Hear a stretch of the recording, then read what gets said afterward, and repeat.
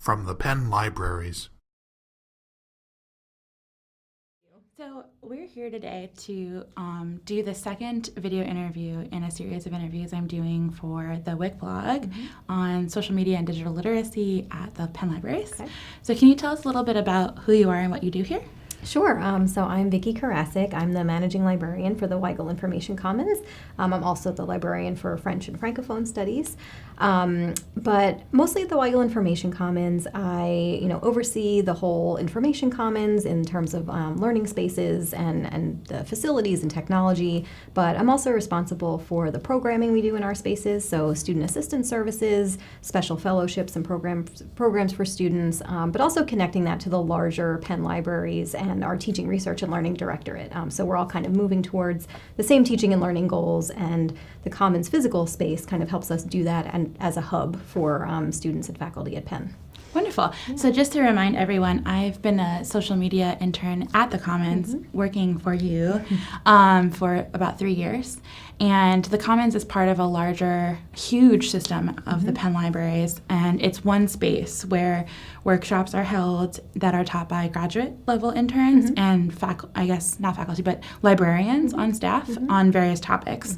And one of the things that I've loved about interning at the Commons is that it feels to me, and you can correct me if I'm wrong, that the workshops that are led in that space are very student-focused and student-driven based on what students are missing or wanting to learn about more that they may not be able to access within the traditional curriculum. Is that right? That's right, yeah. And part of the original funding model for WIC is that we're funded partly by the School of Arts and Sciences. So we do have kind of the undergraduate focus in our mission. In reality, we do serve, a lot of staff and faculty members at Penn too. Absolutely. But yeah, we try to gear our programming towards undergraduates as much as we can.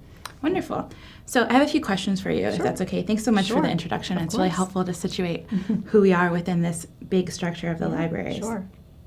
So, as you know, my personal interest for my master's capstone and also for my time here at the libraries has been around social media and how students, especially undergraduate age students, develop their own identities.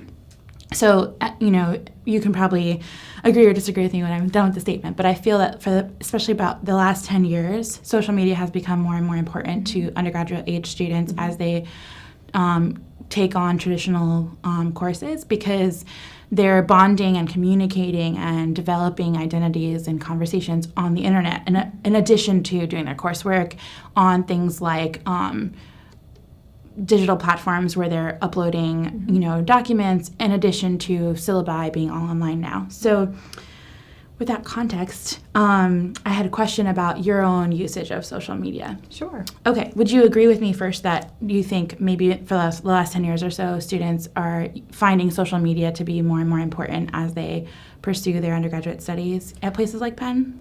I would definitely think so. I think, about 10 years ago, it wasn't as much on the radar, but I think there has been just a steady increase over the past 10 years. So yeah, I would agree with you there. Wonderful. Yeah. So for you personally, as a library staff person, do you use social media? And if you do, is there a divide between the personal and professional usage? And obviously, if there's a divide, how would your uses differ personally and professionally? So I definitely use it as a librarian. Mostly, as you know, for the Information Commons, we've experimented with lots of social media platforms, different ways to engage undergraduates and our different audiences. And I feel like I've kind of had to keep on the cusp of the different platforms that are developing, but also use some skills to discern, which platforms are working best for us. What is the libraries as a whole using? So I would say, professionally at work, that's kind of how I deal with social media, kind of looking at how our different platforms are doing, how they're integrating with the rest of the library and the rest of Penn's social media, and kind of narrowing in on what's working for us and kind of weeding out maybe what's not working for us that we've tried. Personally, I kind of have a further divide in that I do use it personally and also professionally. Not professionally in the sense that I do it in my job, but I use it for professional development, basically. Right, that makes sense. So, personally, I tend to only stick to a few platforms. I have a LinkedIn because, pretty much everybody has a LinkedIn these days for professional networking. So that's really just kind of a resume place and connecting with different groups like alumni groups and different, professional contacts I make at conferences or in jobs and things like that. It's like the new business card, basically. Yeah, exactly, right. That's a good way to put it. Yeah. An electronic business card. Yes. So that's, probably my most professional area is LinkedIn. Twitter I use pretty much exclusively professionally. That's interesting. So I use it. I mean, I do try to intersperse some personal aspects just to make it seem like I'm a human being. That's important. But I use Twitter to follow different trends in the field. So I'm on a lot of digital humanities lists. And follow different colleagues who I've either worked with in the past or who I just know in the area. So it's been a really great way to just keep up with what's going on in higher education in general for me. And I think I've gotten braver in reaching out to people who I may not know, but who are maybe is a big name in the field that I'm interested in. So it's been really nice in that way. And like I said, I try to keep it pretty professional, but every now and then I kind of intersperse a cat picture or something that makes me seem... What's the internet without cat news? Exactly. And there's a lot, especially in librarian world, there's a lot of cats involved. So that's how I use, that's how I use Twitter.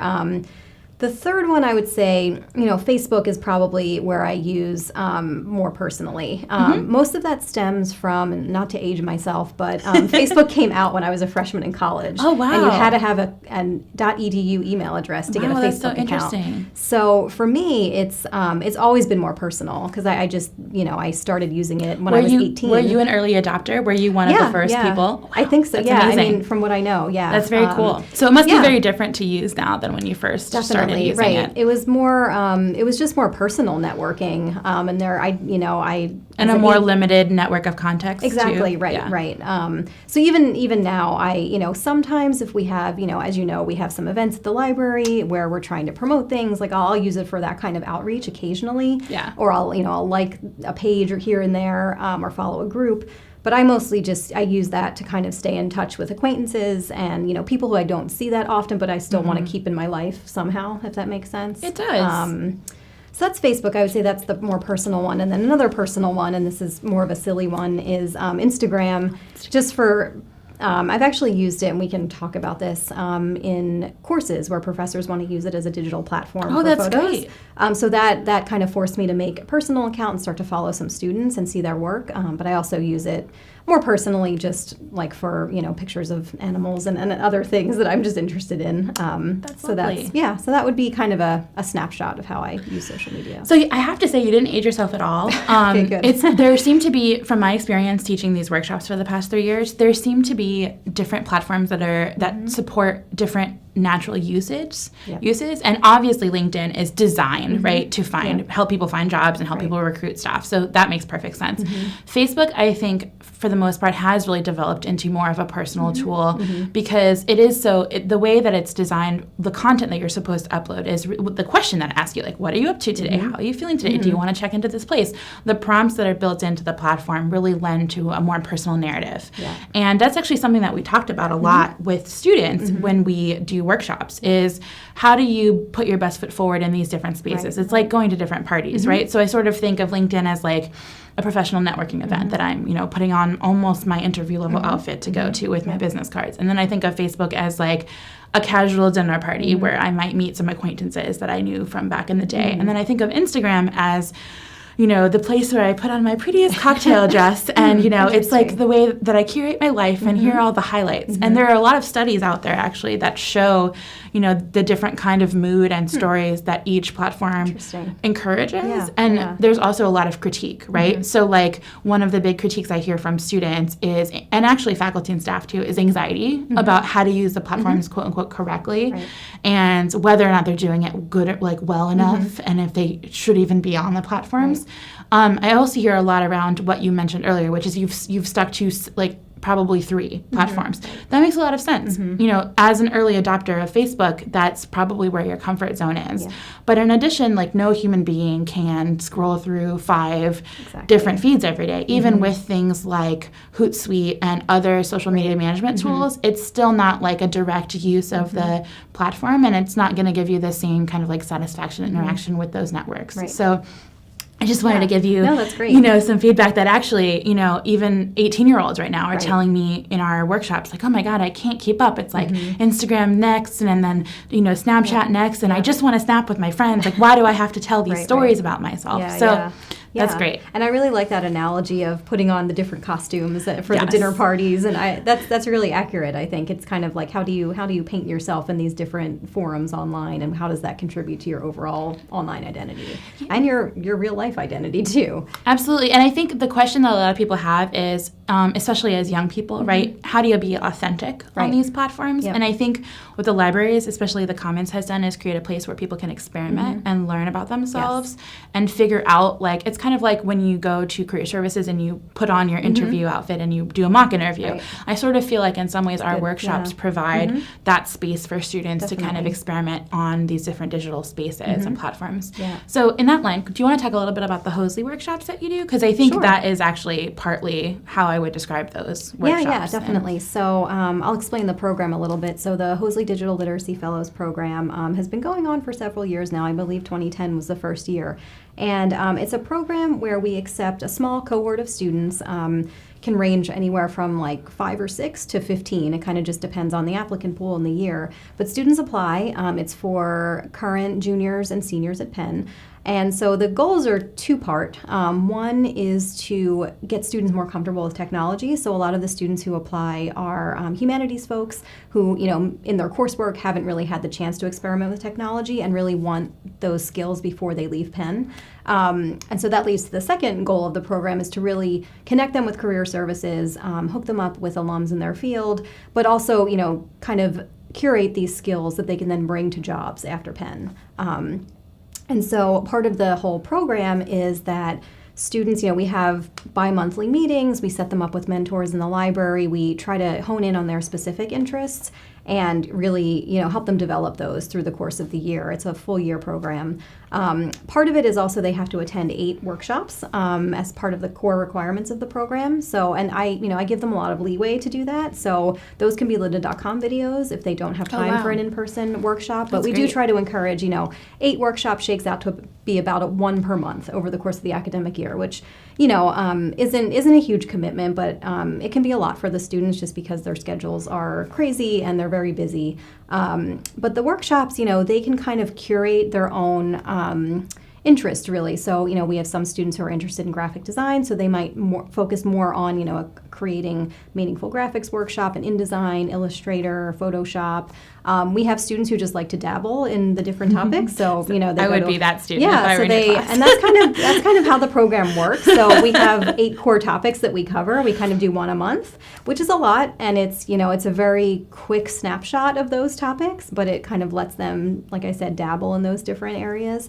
So some of them will attend, an Excel 1 month, a WordPress the next month, an InDesign the next month, and they try to get that full experience. But like you were saying, in the workshops, we really like to create, especially in the cohort itself, we like to create a safe space where they can experiment, feel free to be themselves. They know they're not going to get judged. And we do a lot of work at the beginning of the year to make everybody comfortable with each other and kind of get that group bonding experience so that we can then go forward and say, be creative, use each other as resources, use the library staff as resources. So I would say, the workshops we do in the meetings, usually we have more of a lecture type meeting as the first meeting of the month on our given topic. And then the second meeting of the month is more of a hands-on workshop with an expert. So in that way, they get that creative space in the cohort setting, but then they can also take that knowledge and go to one of the public workshops, those like you teach, and feel a little bit more confident that they have some base knowledge and they can, feel a little bit more confident just experimenting with those skills. That's really lovely. And I think having been a graduate student here for nearly 5 years now, I think one of the stressors of being in academic spaces in that classroom, in a traditional classroom, is that there's this performance anxiety around how do I, say the right thing and ask the intelligent question and show that I'm capable. And I think, Penn specifically, especially over the last few years, has been working hard to create safer spaces, create more mentally healthy environments, and also encourage students to think about intelligence and communication in different ways. Right. And so I think this, in particular, like this program is really important because it's adding value to the already incredibly valuable Right. Penn education that they're getting within faculty taught classes, but it's also teaching them a different style and a different way of being. And I think then combining that with giving them platforms like WordPress or giving them a blog assignment kind of allows them to not only get a sense of like that they can perform, kind of like back to the cocktail dress or the interview outfit performance idea, they can move in and out of these kind of different ways of being as students. And I think perhaps that's one of the most important things that the library does for students is in that way I think it almost prepares them more for the real world because it allows them to realize that, you know, we're all the same person. We have this authentic underlying self, right? But as professionals, once we're out on the job market, we're required to kind of be certain ways in certain spaces. And that's not necessarily being inauthentic. And I think especially, I would say like millennials, younger millennials and I think Gen Y, Gen X is the next one.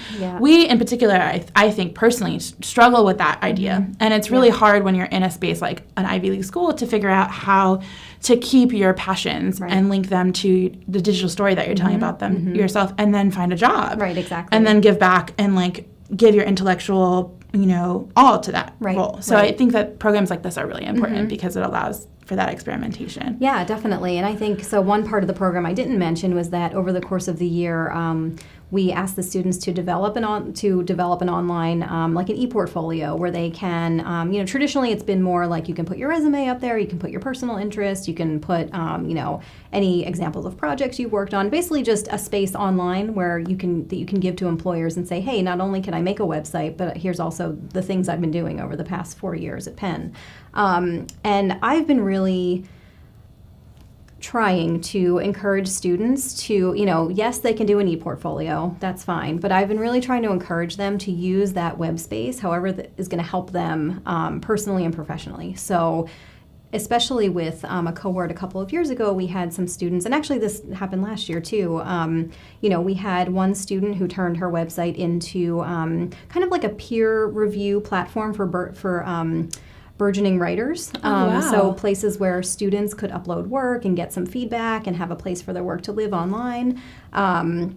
One student was really interested in fashion and wanted to do a fashion blog, and that has blossomed, and she was really thankful just to have the encouragement and the structure of a program to force her to do it, because otherwise a lot of the times I hear from these students, I try to learn these things on my own, but I don't have time, and I need a structure and some kind of a schedule. Even if it's a loose structure, that's fine. It kind of having a website due in April of your junior or senior year forces you to actually do it. And a lot of them, I say it's fine if you just have a draft, and then when you have more time over the summer, you can finish it. So I think that kind of feeds into the whole online identity process and linking their social media to this other blog or website. It's like a body of work that they're starting to develop. They kind of curate their digital collection. Yeah. I think it's really interesting that you think that you I've never even think about it that way, having like a website due, right? It's like it's homework, but it's a website. That's really breaking boundaries and like rethinking about how we think about education in some ways, because as a very kind of traditional student, when I think of something being due, I think of a paper or a test or a book review. And so even for me, who's someone who's been very excited about social media and been teaching social media for 3 years, I love this idea of having something be due, but it's being something that they want to make, right? So it's kind of combining the structure that they're learning through being students with giving them the sense that they are in control of the content. And I think ultimately, I think that's what is the most important lesson that students can learn at the libraries about digital storytelling is that they exercise control over the content. And that's not something that often as users of social media we feel. I feel like especially like with, the post-election cycle news and all of the fake news that's going on and all of the kind of like drama around how we receive information, it's becoming more and more important for students to get a sense of ownership and understand how to check their sources and understand how to reshare and reblog and retweet things that are accurate. Has libraries done any work around kind of teaching students those skills? We have. So, we at the Weigel Information Commons, we work with faculty to incorporate technology into course assignments. So I feel really lucky that we, students, already, especially in the past few years, have kind of come into Penn and during their time at Penn kind of expect to have digital assignments because we work with faculty, and we've been doing this for, since WIC started in 2006.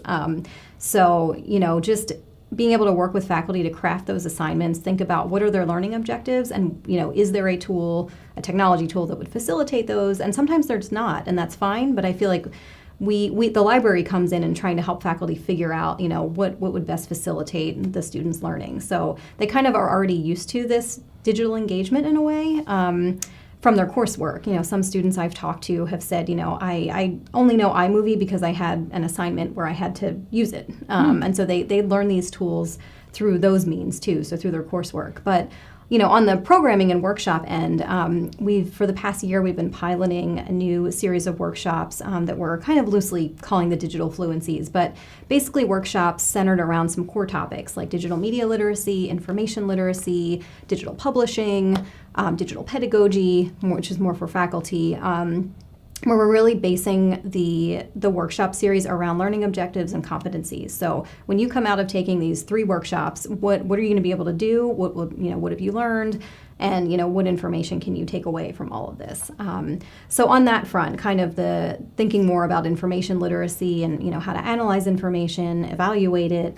It applies. We're trying to build those skills into our workshops and also into the course support we do, so that students just get more used to using those skills in platforms like social media, really anything they're doing in the digital environment. Just kind of making those skills a little more second nature than they would be otherwise.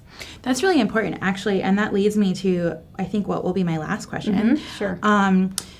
What do you think is the next best and big thing, in social media literacy? If you could imbue students, staff, and faculty at Penn and elsewhere with one tidbit of knowledge about social media, what would it be? So I would say, it's hard to pick just one, but... I know, it's a whole new world. Yeah, exactly. But I would say, I think the information literacy piece really goes hand in hand with social media and digital literacy. Because social media is about providing you with information, right? Exactly. But the literacy piece, I think, is on the user, right? It's like you can get inundated with information through social media, and you will be as soon as you log on. Exactly. But whether you are literate about that media and what you do with that information, I think is maybe a little bit more academic piece of it. That's important for people here too. Right, exactly. Yeah. With basic information literacy, we teach skills like, how to find information, find good information that's just, separate from a Google search or, using tools that you might not use otherwise. How to analyze that information, who is the author of that information, that's a really important factor. And then how to evaluate that information and how to use that information. So part of it is also thinking about the recreation of information. So it's like, in a traditional paper that you're writing, you're looking at different critics' works, you're looking at their arguments, and then you're making your own argument based on those. So it's kind of the same thing in social media. It is. How are you using these different platforms and these different pieces of information to say what you want to say about the topic at hand? So I would say, I think in terms of the next big thing, there's a lot of big things going on in social media, but it's all big. But I think it relates, the information literacy piece, really understanding what you're looking at, where it's coming from, is it accurate, is it valid, what are you going to do with that information, also kind of ties to creating more of a holistic online profile for yourself, right? Because once you take the information that you're receiving, you're kind of adding your own vision and message to what you want your online presence to be. So I think they definitely work hand in hand. So I would say maybe there are 2 big things, but I would say that's kind of the direction that we see, at least education around in digital literacy, information literacy, social media. That's the direction we see it going. That's so fascinating because actually, as you were describing this, it was giving me flashbacks to being an English major at Smith. Yeah. And I had very traditional English professors who I loved and taught me everything I know about learning to read a text. Yeah. But every semester, it felt like for 4 years, they would drag us into a library and we would sit at in a workshop space with computers and we would have a librarian come and they would teach us how to use all of the search engines. And they would teach us like Boolean logic and all of this stuff. And at the time, it was so frustrating because I was like, I can just Google this. Like, and this was like the heyday of like the beginning of search engines, right? So I was like, I can just Google this. I can just use Google Scholar. Like, I can go to the section of the library with, East Asian studies or whatever and pick a book off the shelf. Like, why do I need to know this? And it's actually, I'm having like a realization as we're talking that like it was through that like repetitive like teaching of pedagogy of how to find information that I actually became a better user of the internet. And I didn't make that connection before because I was so focused on like, oh, like I know how to write a paper. Like I can write an academic paper. Okay, I get it. Yeah. And like